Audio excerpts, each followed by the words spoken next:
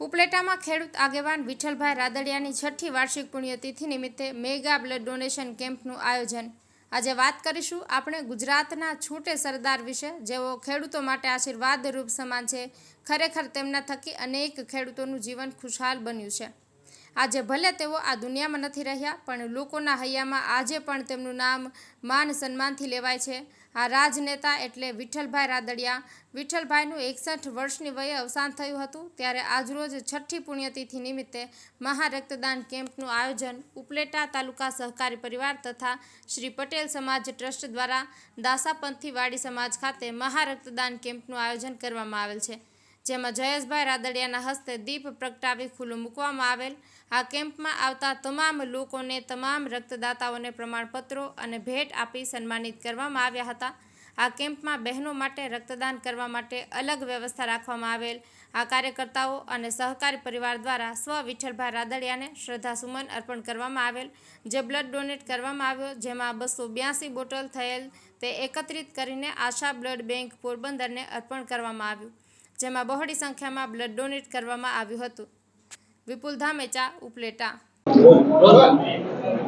મારા પિતાશ્રી વિઠ્ઠલભાઈ રાદડિયાની આજે 6ઠ્ઠી પુણ્યતિથિ અને આ પુણ્યતિથિ નિમિત્તે સમગ્ર ગુજરાત રાજ્યની અંદર 177થી વધુ સ્થાન ઉપર મેગા બ્લડ ડોનેશન કેમ્પ, સર્વરોગ નિદાન કેમ્પ સહિત અનેક સેવાકીય કેમ્પના આયોજનો અલગ અલગ સમાજ, અલગ અલગ સંસ્થાઓ દ્વારા થઈ રહ્યા છે।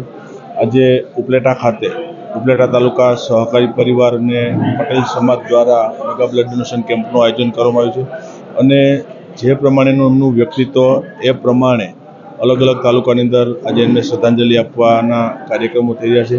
હું માનું છું કે 6 વર્ષ પછી પણ આ વ્યક્તિને આજે અલગ અલગ સમાજ, અલગ સંસ્થાઓને સમગ્ર રાજ્યની અંદર 177 સેવાકીય કેમ્પ કરીને જે યાદ કરવામાં આવી છે, મારા માટે અને મારા પરિવાર માટે ગૌરવની વાત છે। આટલા આયોજનો થકી જે શ્રદ્ધાંજલિ આપવાનો જે પ્રયાસ થઈ રહ્યો છે, આ તમામ લોકોનો હૃદયપૂર્વક આભાર વ્યક્ત કરું છું। કાયમી એમનો ઋણી રહીશ અને જે બ્લડ ડોનેશન કેમ્પની અંદર જે દાતાઓએ બ્લડનું ડોનેટ કર્યું છે તેવા રક્તદાતાઓનો પણ આ તકે ખરા હૃદયપૂર્વક આભાર વ્યક્ત કરું છું। સૌરાષ્ટ્રના પાટીદાર આગેવાન, ખેડૂત આગેવાન વિઠ્ઠલભાઈ રાદડિયાની આજે 6ઠ્ઠી પુણ્યતિથિ નિમિત્તે સમગ્ર સૌરાષ્ટ્ર અને સમગ્ર ગુજરાતની અંદર સેવાકીય પ્રવૃત્તિઓ સમાજ દ્વારા, સામાજિક સંસ્થાઓ અને સહકારી સંસ્થાઓ દ્વારા કરવામાં આવે છે। આજે ધોરાજી અને ઉપલેટા ખાતે રક્તદાન કેમ્પનું આયોજન કરવામાં આવ્યું હતું।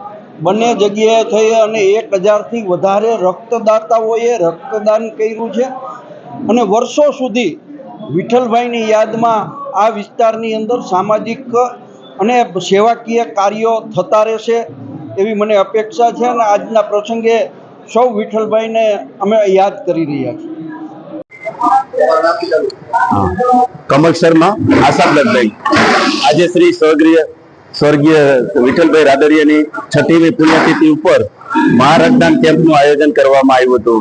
એમાં ખાસ કરીને યંગસ્ટરે બધાએ બહુ સારી ક્વોન્ટિટીમાં બ્લડ આપ્યું। આજે અત્યારે 300 થી ઉપર રક્તદાતાઓએ બ્લડ ડોનેટ કરેલું છે ને ઉપલેટા ગામમાં કોઈને પણ બ્લડની જરૂર પડે તો આશા બ્લડ બેંક હંમેશા એમને મદદરૂપ થશે।